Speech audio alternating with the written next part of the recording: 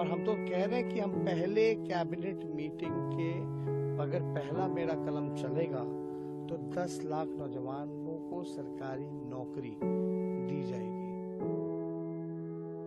जिस जात पात और बाहुबल के छाया तले बिहार में चुनाव कराने का इतिहास रहा है, वो धीरे धीरे ही सही मगर अब बेअसर होने लगी है। ह्यूमन डेवलपमेंट इंडेक्स यानी मानव विकास सूचकांक में भले ही बिहार का नाम धरातल पर पड़ा है, लेकिन मौजूदा बिहार विधानसभा चुनाव में जिस मुद्दों पर बिहार की जनता ने राजनेताओं को बातचीत करने पर विवश कर दिया है, उसे देखकर केरल और गोवा जैसे राज्य भी हैरान होंगे। सबसे बड़ा सवाल है कि आखिर क्यों बिहार विधानसभा चुनाव में बेरोजगारी एक अहम मुद्दा बनकर उभरी है। दरअसल इसका जवाब साल 2018-19 के पीरियोडिक लेबर फोर्स सर्वे में छुपा है। इस सर्वे के मुताबिक बिहार में बेरोजगारी दर 10.2% था। वहीं पूरे देश की बात करें तो बेरोजगारी का आंकड़ा बिहार से लगभग आधा, महज 5.8% रहा। बिहार में बेरोजगारी का आलम यह है कि साल 2011 में हुए जनसंख्या के मुताबिक देश भर में नौकरी की तलाश में अगर लोग सबसे ज्यादा किसी राज्य से पलायन करते हैं तो वो है बिहार। मौजूदा बिहार विधानसभा चुनाव में अचानक बेरोजगारी एक अहम चुनावी मुद्दा बनने के पीछे एक बड़ी वजह बिहार के वोटर्स की आयु भी है, क्योंकि बिहार में मतदाता का सबसे बड़ा वर्ग युवा ही है।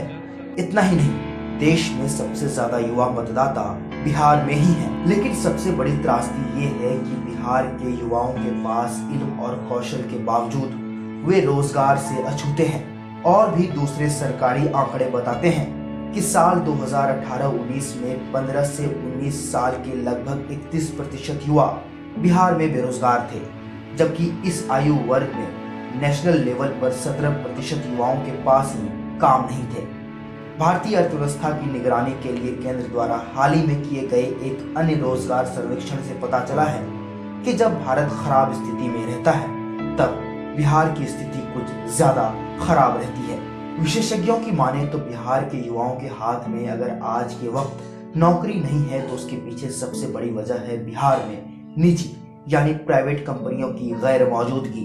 लेकिन दुर्भाग्यवश पिछले कुछ दिनों पहले बिहार विधानसभा चुनाव कैंपेन के दौरान मुख्यमंत्री नीतीश कुमार ने निजी कंपनियों की गैर मौजूदगी पर एक अजीब तर्क दे डाला, जहां उन्होंने कहा कि बिहार राज्य की सरहद कोस्टल एरियाज यानी तटीय क्षेत्र से नहीं सटा हुआ है, इसलिए बड़ी बड़ी कंपनियां बिहार की ओर रुख नहीं करती, जिस पर विपक्षी पार्टी ने जमकर तंज कसे।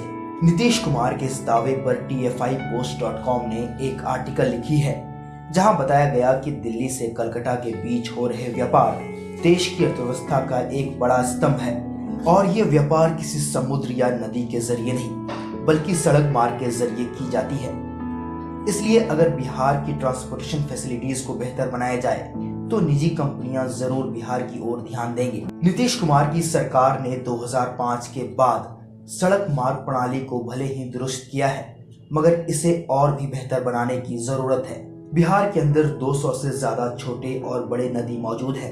अगर नीतीश कुमार इन नदियों के जरिए व्यापार को बढ़ाने पर ध्यान देते तो शायद आज के वक्त बिहार एक कॉमर्शियल हब भी बन सकता था। हाल ही में पेश किए गए CMIE के डेटा ने बताया कि बिहार में बेरोजगारी की कितनी भयावह स्थिति है। इस साल अप्रैल मई के समय बिहार में बेरोजगारी दर 47% थी, जिसका मतलब कि बिहार में हर दूसरे व्यक्ति के पास काम करने के लिए कुछ नहीं बचा था। इसी वक्त पूरे देश भर में बेरोजगारी का आंकड़ा बिहार से लगभग आधा 24% था।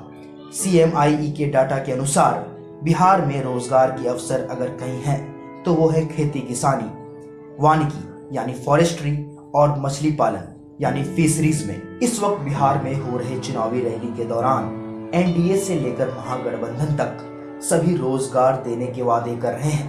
अब सब बिहार की जनता पर निर्भर करती है कि वो अपना भरोसा किस पर दिखाने जा रहे हैं। पीयूष कुमार की रिपोर्ट हेडलाइंस नेटवर्क के लिए।